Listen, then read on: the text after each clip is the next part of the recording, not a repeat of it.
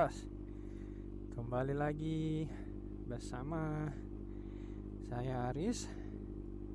Hari ini kita mau buat ngabuburit ya, jalan-jalan muter daerah sini, Melaka deket aja, sambil panas-panasin motor. Udah 3 hari nggak ride. Jadi sekarang nih Mike baru datang. Kita mau jalan, mau buat video bagaimana nih kesan pesan waktu beli motor ini. Jadi mau cerita sedikit pengalaman membeli motor di Malaysia. Oke. Jadi hari ini kita ride ke arah, mungkin kita bakal ke tol kali ya, biar tahu pengalaman bagaimana cara masuk tol di Malaysia. Stay tune.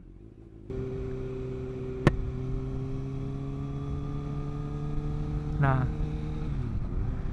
jadi hari ini kita ride masuk ke highway ya.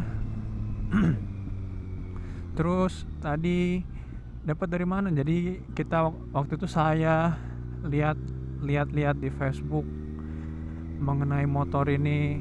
Oke, lihat berapa harganya, bandingin segala macam sebelum akhirnya memutuskan untuk beli motor ini.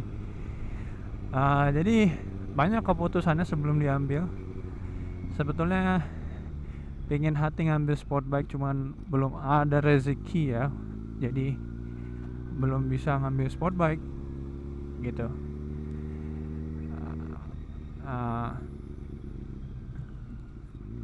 Jadi ada suatu daerah di Kuala Lumpur lah tempatnya untuk mengambil motor ini, ya kan?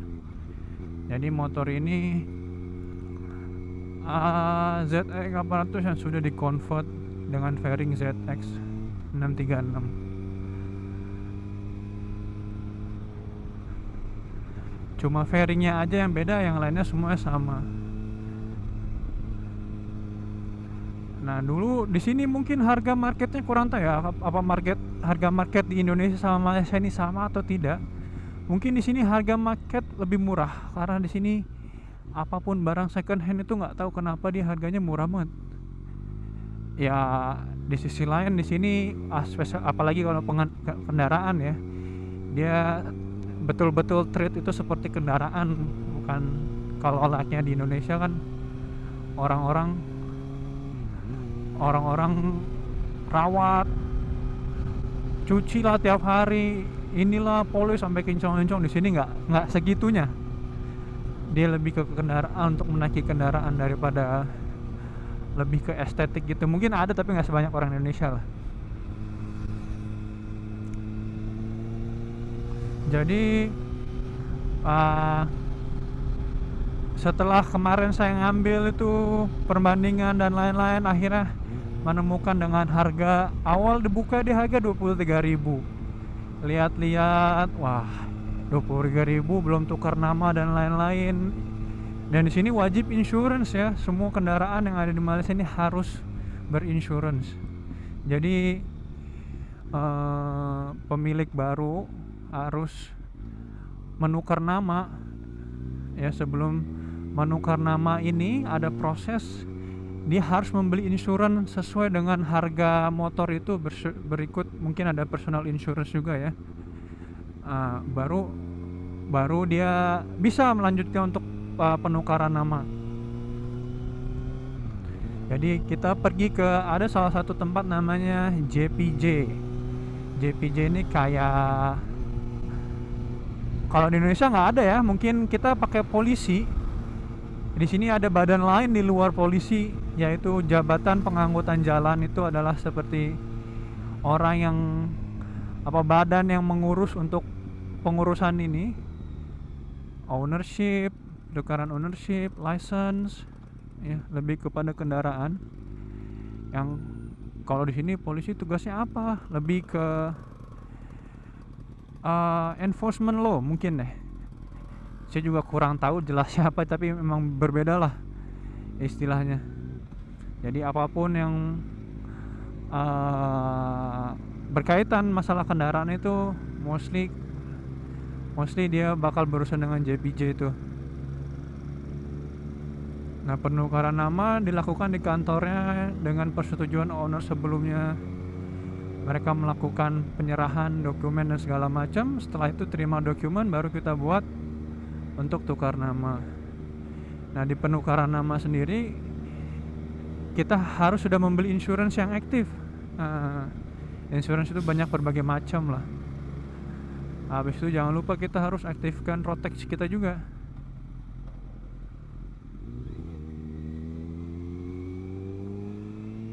Kita harus aktifkan Rotex kita juga. Jadi Rotex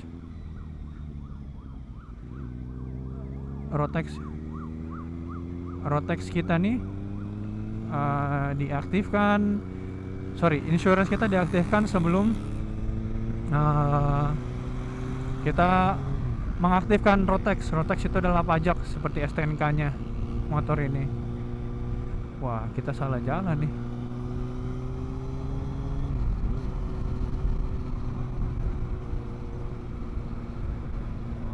Udah selesai penukaran nama dan lain-lain, motor sudah legal untuk berada di jalan raya. Nah, itu ada pengawalan polis. Mungkin ada pejabat nih.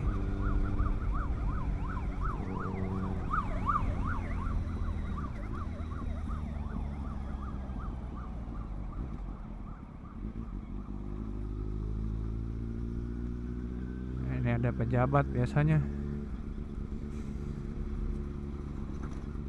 Kalau di sini tertib semua harus ngasih. Emang ini peraturannya orang Malaysia seperti itu.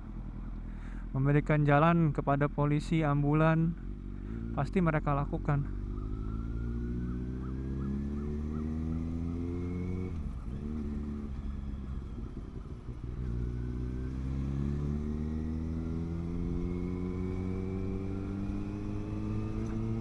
Balik lagi ke topik yang tadi. Kalau kalian pikir berapa harga motor ini saya dapat, akhirnya 20.000 ringgit setelah berhasil negosiasi dengan orang itu, berikut insurance dan pajaknya.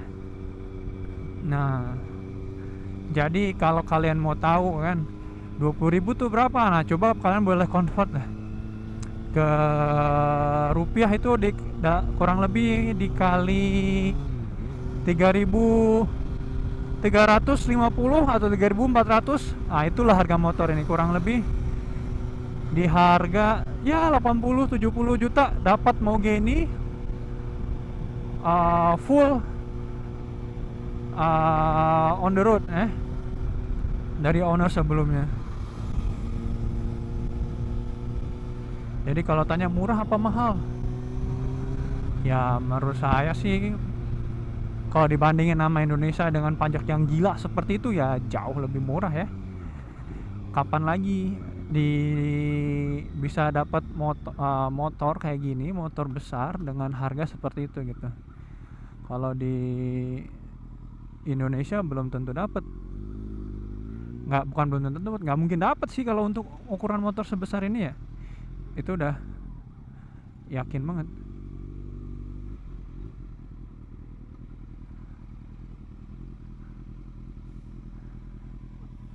Sekarang kita tunggu lampu merah, kita mau muter dulu, mau masuk ke highway, masuk ke tol nih, macet jalan.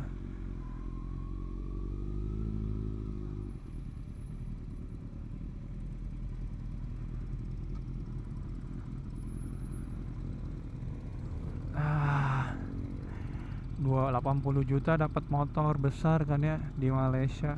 Kalau Indonesia nggak mungkin sih. Z800 mungkin tahun-tahun 2013-2014 juga nggak mungkin segitu kayaknya ya. Soalnya harga pajaknya aja udah besar banget ya kalau dibandingin sama Malaysia. Di sini ya sekarang pasaran Z800 nih di 19.000 sampai 23.000 atau 24.000 ringgit ya, tergantung tahun dan kondisi. Ya termasuk murah ya kalau kita bandingkan moge Indonesia segitu mah.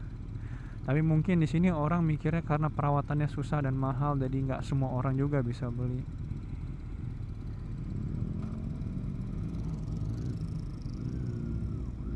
Kita muter dulu guys ya.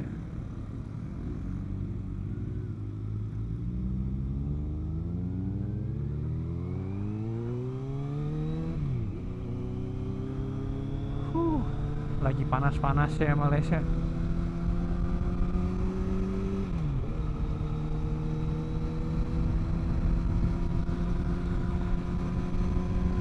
Terus apalagi setelah beli itu ya udah. Biasalah mungkin service kita ganti oli dan lain-lain sebelum kita ride. Karena sekarang sudah ready to ride.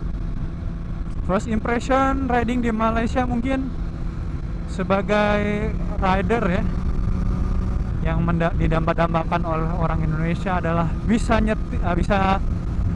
nyetir atau riding di jalan tol ya, yang kalau menurut saya pribadi owning big bike di Indonesia dengan keadaan jalan dan situasi jalan seperti itu kurang sesuai, apalagi sport bike yang betul-betul bongkok nunduk gitu bakal capek banget, dan kita juga nggak bisa rasain rasanya betul-betul naik sport bike gitu.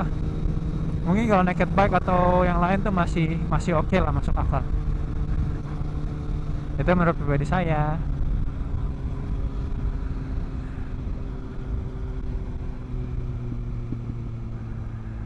Tapi ada seru dan ada kekurangannya juga ya. Riding di Malaysia ini ngeri banget. Semua orang kenceng. Dia ya karena keadaan jalannya bagus, lurus kalau berbanding dengan Indonesia, terus enak untuk speeding, ramai orang juga nggak begitu ramai kan ya. Jadi ya banyak orang ngebut lah. Nah jadi harus betul-betul sekolah, kalau sekolah dalam arti ya tangannya yang sekolah gitu kalau mau riding di Malaysia. Apalagi belum tahu situasi dan kondisi di sini, apalagi tentang hukum ya, so better hati-hati lah.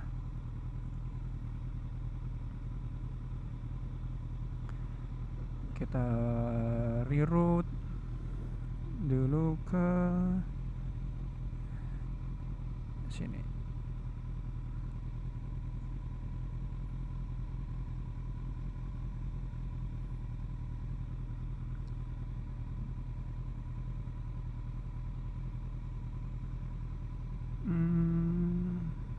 Semuanya aman.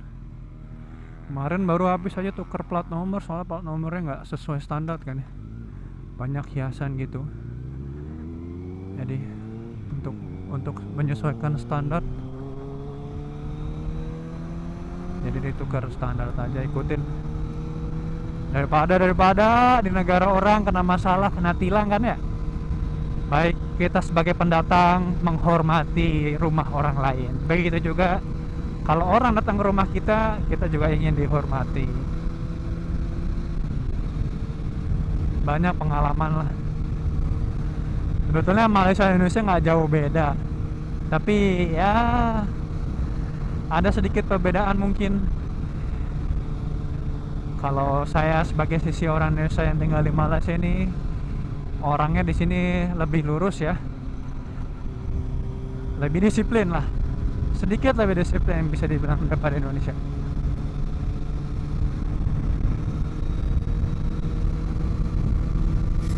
Sekarang kita mau jalan ke HW dulu, stay tune lagi.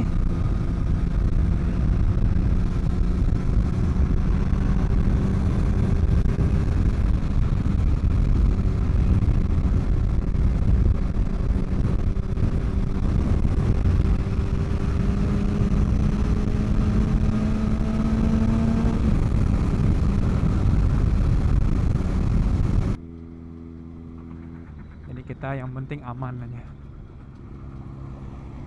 Itu kan ada truk kayak gitu besar, nggak tahu. Nanti kita harus ngambil lane yang paling kiri karena untuk motor masuk lane paling kiri. Kita ambil kanan. lane kiri itu. Nah, ini lane tengah motor. Aduh, ditutupin truk lagi. Nah, itu ada lane kiri, itu adalah jalur khusus motor.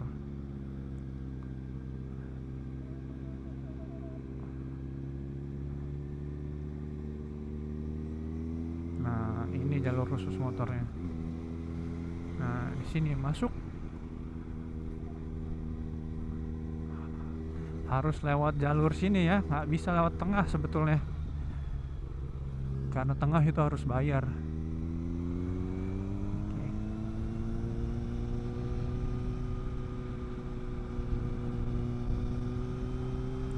Nah, kita ke arah Kuala Lumpur.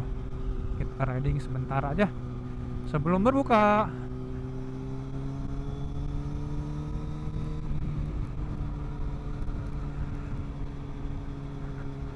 Untuk orang Malaysia juga berapa? Sama aja. Cuman boleh jujur ya, anginnya kuat sih kalau lagi musim kemarau gini. Agak scary ya. Naik motor besar aja kerasa goyang-goyang gini, apalagi naik motor bebek ya. Naik motor kecil gitu, apa perasaannya gitu.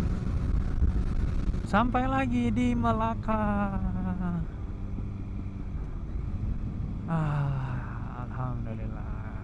Di sini kita persiapan beli untuk buka kali.